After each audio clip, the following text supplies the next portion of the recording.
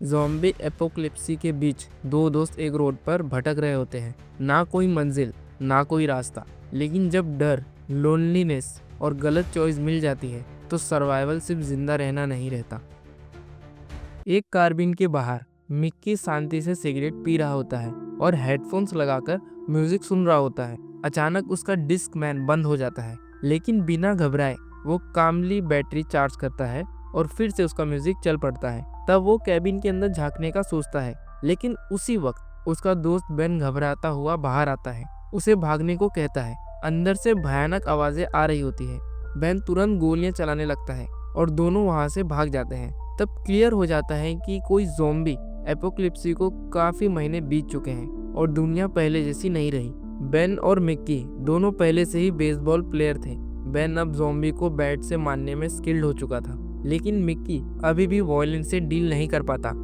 दोनों बिना किसी डेस्टिनेशन के सफर कर रहे होते हैं। जहां से मिल सके सप्लाईज उठा रहे होते हैं और जो जगह थोड़ी सेफ लगे वहां रुक जाते हैं। एक दिन मिक्की लॉटरी स्क्रैच करता है और जब उसे हजारों डॉलर जीतने का पता चलता है वो खुशी से उछल पड़ता है। लेकिन बेन उसे तुरंत याद दिलाता है कि अब लॉटरी का कोई फायदा नहीं। वो मिक्की को कैच खेलने के लिए बोलता है और बेसबॉल के पुराने दिन याद दिलाता है। सफर के दौरान जंगल में एक और केविन मिलता है। बेन पहले चेक करता है और सेफ होने पर दोनों रिलैक्स करते हैं। घर में कुछ काम का नहीं होता तो बेन फिशिंग के लिए निकल जाता है। मिक्की बस कैंड फिश निकालता है और आग जलाने के बजाय हेडफोन लगाकर दूर चला जाता है। थोड़ी देर बाद बेन के मरे हुए ज़ॉम्बीज की लाशें देखकर पैनिक कर जाता है। बेन कामली करेक्ट करता है कि उसने कहा था ज़ॉम्बीज कम होंगे, बिल्कुल खत्म नहीं। आगे चलकर उन्हें एक अपेंडेंट कार मिलती है। एक ज़ॉम्बी बाहर निकलता है जिसे बेन तुरंत मार देता है।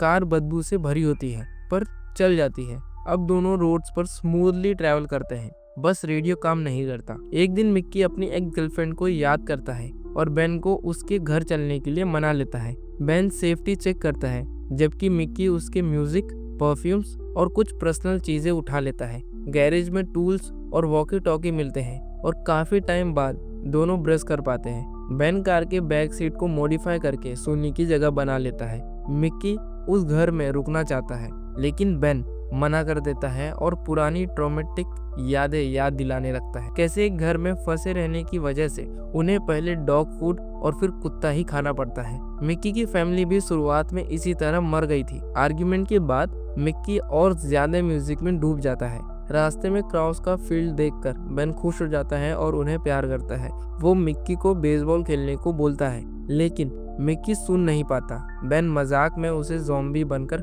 डरा देता है और समझाता है कि हेडफोन्स उसे एक दिन मरवा देगा। वॉकी टॉकी टेस्ट करते वक्त उन्हें एक और ग्रुप का सिग्नल मिलता है। एनी और फ्रैंक कैंप, ग्रोसरी शॉपिंग और मूवीज की बातें सुनकर मिक्की होपफुल हो जाता है। वो ज्वाइन करने की रिक्वेस्ट करता है, लेकिन उसे मना कर दिया जाता है और कांटेक्ट ना करने की वार्निंग मिलती है। मिक्की डिप्रेस्ड हो जाता है और बेन पर गुस्सा निकालने लगता है, जबकि बेन रियलिस्टिक रहता है। दिनों तक मिक्की एनी से कांटेक्ट करने की कोशिश करता है। बेन उसका मजाक उड़ाता है कि वो सिर्फ एक आवाज से ऑब्सेस्ड हो गया था। मॉडल में ज़ॉम्बीज मिलते हैं। बेन अकेला लड़ता है और मिक्की फिर डर जाता है। बेन उसे चैलेंज करता है खुद लड़ने के लिए, लेकिन मिक्की फ्री हो जाता है। बाद में बेन एक हार्श प्रैंक के जरिए मिक्की को मजबूर करता है कि ज़ॉम्बी मारने की कोशिश करे। काफी स्ट्रगल के बाद मिक्की फाइनली बैट से ज़ॉम्बी मार देता है। गुस्से और कंफ्यूजन में वो बेन को मारकर जंगल में भाग जाता है। बाद में दोनों बात करते हैं और बेन उसे समझाता है। धीरे धीरे मिक्की रिस्पॉन्सिबल बनना शुरू करता है, फिशिंग करता है, कम म्यूजिक सुनता है और बेसबॉल फिर से एंजॉय करता है।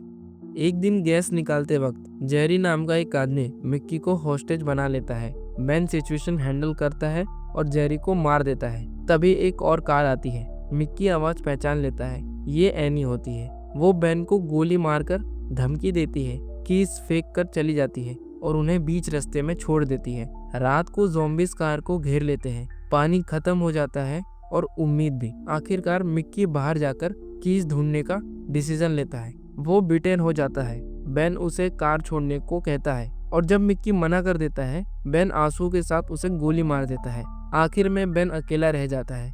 वो मिक्की के हेडफोन्स पहनता है और फिर से रोड पर चल पड़ता है, जबकि पीछे से ज़ॉम्बीज का हुड्स उसके साथ साथ फॉलो कर रहा होता है।